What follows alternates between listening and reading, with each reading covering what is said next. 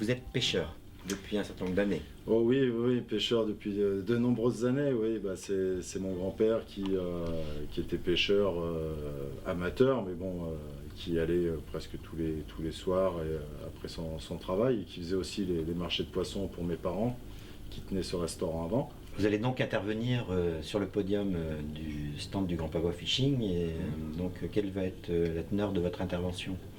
Bah, la ressource, parce que c'est vrai qu'on parle comme ça, le grand public a du mal un peu à comprendre que bah, le poisson diminue, que la pollution aussi extermine beaucoup de choses, hein. Après on parle du poisson, mais il y a aussi les coquillages, hein. Nous on le voit aussi avec les moules de charron, les huîtres sur marraine, ça devient une vraie catastrophe.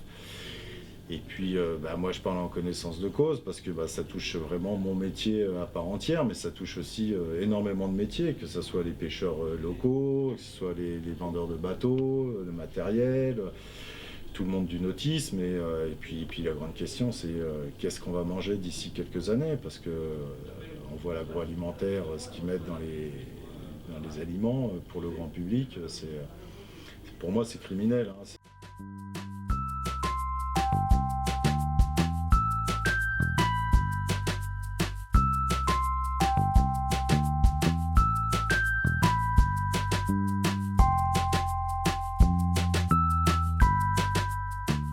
Là, il y a eu donc une fermeture de la pêche qui a été décidée donc, au-delà du 48e Oui, parallèle nord.